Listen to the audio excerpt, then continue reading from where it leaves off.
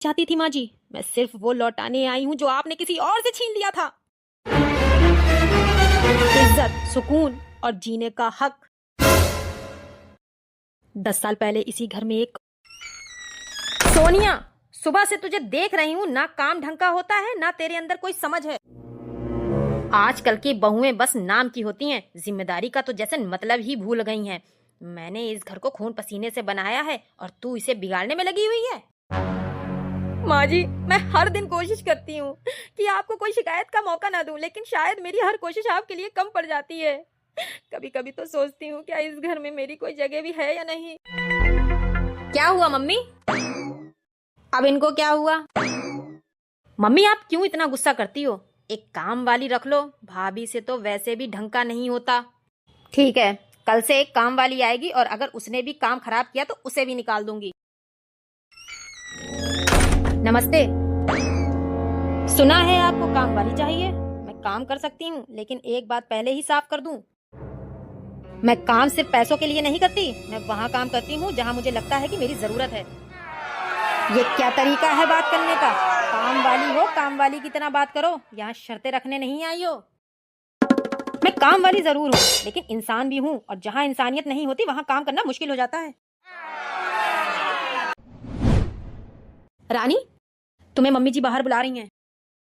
आप बहुत कुछ सह रही हैं, लेकिन कब तक? कभी अपने लिए भी खड़ी होना सीखिए। तुम एक काम वाली होकर मुझसे ये सब क्यों कह रही हो? तुम्हें क्या फर्क पड़ता है मेरे हाल से? कभी कभी फर्क पड़ता है जब किसी की कहानी अपनी कहानी जैसी लगती है। माँ, ये काम वाली कुछ ज्यादा ही समझदार नहीं लगती?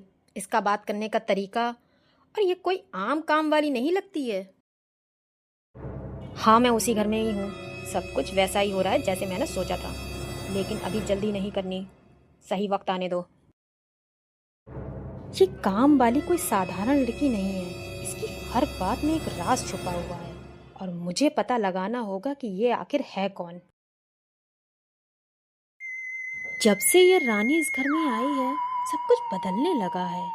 इसकी हर बात, हर नजर जैसे कुछ कहती है। एक काम वाली होकर इतना आत्मविश्वास? नहीं, ये लड़की जितनी दिखती है उतनी है नहीं। मुझे सच जानना ही होगा, चाहे कुछ भी करना पड़े।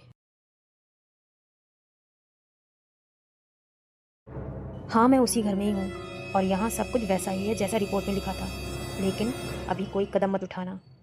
मैं चाहती हूँ कि सच खुद सामने आए। जब तक मैं इशारा ना दूँ कोई भी एक्शन नहीं होगा। हाँ? रिपोर्ट? एक्शन? ये आखिर किससे बात कर रही है? कोई काम वाली नहीं, ये तो कुछ और ही है। आखिर आप कब तक सहेंगी ये सब? हर दिन आपका अपमान होता है और आप चुप रहती हैं। क्या आपने कभी सोचा है कि आपकी खामोशी ही आपकी सबसे बड़ी कमजोरी बन गई है? तुम सही कहती हो, लेकिन मैं क्या करूं? अगर मैंने आवाज उठाई तो ये घर टूट जाएगा। मैंने हमेशा इस घर को बचाने की कोशिश की है, खुद को खोकर भी, लेकिन अब लगता है मैं खुद ही कहीं खो गई हूँ। घर तब टूटता है जब उसमें इंसानियत खत्म हो जाती है, और यहाँ तो बहुत पहले ही खत्म हो चुकी है। माँ, ये काम वाली अब भाभी को भड़का रही है। अगर अभी नहीं रोका तो ये दोनों मिलकर इस घर को अपने हिसाब से चलाएंगी। तुम सही कहती हो, आज ही इसका सच बाहर लाना होगा। अब ये खेल ज्यादा दिन तक नहीं चलेगा। रानी, रानी, आज सच सच बता, तू है कौन? एक काम वाली होकर तू हमें सिखाएगी कि घर कैसे चलता है? तू फोन पर किससे बात करती है और किस रिपोर्ट की बात कर रही थी? अब और झूठ नहीं चलेगा। माँ जी, आपने सही कहा, मैं वो नहीं हूँ जो आप समझ रही हैं, लेकिन अभी जो सच है वो सुनने के लिए शायद आप तैयार नहीं हैं। और मैं यहाँ किसी को नुकसान पहुंचाने नहीं आई, बल्कि उस सच्चाई को सामने लाने आई हूँ जिसे आप सालों से छुपाती आई हैं। चुप! कैसी सच्चाई? तू क्या जानती है मेरे बारे में? एक काम वाली होकर तुम मुझे सिखाएगी? मैं उतना ही जानती हूँ जितना जरूरी है, और जो मैंने देखा वो किसी भी इंसान को शर्मिंदा कर सकता है। ये कागज नहीं है, ये सबूत है, लेकिन मैं अभी इन्हें दिखाना नहीं चाहती, क्योंकि मैं चाहती हूँ कि आप खुद अपनी गलती स्वीकार करें। बस अब बहुत हो गया। अगर तुम्हारे पास सच है तो दिखाओ, वरना इस घर से चली जाओ। हम और ये नाटक बर्दाश्त नहीं करेंगे। ठीक है, अगर मैं चली गई तो ये सच हमेशा के लिए दब जाएगा, और जब ये बाहर आएगा सिर्फ इस घर की इज्जत नहीं, सब कुछ खत्म हो जाएगा। आज फैसला हो ही जाए, या तो तू हमें सच बता दे या फिर इस घर से हमेशा के लिए चली जा। तूने इस घर का चैन छीन लिया है, हर पल एक डर बना दिया है। आखिर क्या चाहती है तू? मैं कुछ लेना नहीं चाहती थी माँ जी, मैं सिर्फ वो लौटाने आई हूँ जो आपने किसी और से छीन लिया था। इज्जत, सुकून और जीने का हक। 10 साल पहले इसी घर में एक और काम वाली काम करती थी, सीमा। सीधी सादी, गरीब लेकिन इज्जतदार। उसने इस घर को अपना समझा, लेकिन आपने उसे क्या दिया? चुप! वो लड़की चोर थी, उसने घर में पैसे चुराए थे।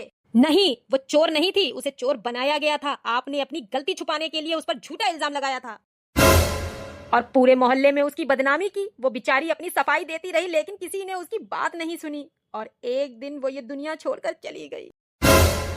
वो सीमा मेरी माँ थी। हे भगवान, ये क्या सुन रही हूँ मैंने जो किया था वो उस वक्त मुझे छोटा लगा। मैंने अपनी इज्जत बचाने के लिए एक बेगुनाह की जिंदगी बर्बाद कर दी। मैं तो इस लायक भी नहीं हूँ कि माफी मांग सकूं। माँ, आपने इतना बड़ा सच हमसे छुपाया, एक बेगुनाह की जिंदगी खत्म कर दी सिर्फ अपनी गलती छुपाने के लिए। आज समझ में आया है कि इस घर में डर और गुस्सा क्यों था, क्योंकि इस घर की नींव ही एक गलत सच पर रखी गई थी। मैं बदला लेने नहीं आई थी, मैं चाहती तो बहुत पहले ही सबको बर्बाद कर देती, लेकिन मैं चाहती थी कि आपको अपनी गलती का एहसास हो, क्योंकि सजा से ज्यादा दर्द जब होता है जब इंसान खुद अपनी नजरों में गिर जाता है। मैडम, अगर आप चाहें तो हम केस खोल सकते हैं। नहीं, अब किसी केस की जरूरत नहीं है। जो सजा इन्हें मिलनी थी वो इन्हें मिल चुकी है। अपनी गलती के बोझ के साथ जीना सबसे बड़ी सजा होती है। मुझे माफ कर दे बेटी, मैं अपनी गलती कभी नहीं भूल पाऊंगी। अगर हो सके तो मुझे एक मौका दे दे ताकि मैं अपनी गलती सुधार सकूं। माँ जी, मैं आपको माफ करती हूँ, लेकिन याद रखिए, माफी मिलना आसान है, भरोसा दोबारा बनाना मुश्किल। अगर आप सच में बदल गई हैं तो यही मेरी माँ के लिए सबसे बड़ा इंसाफ होगा।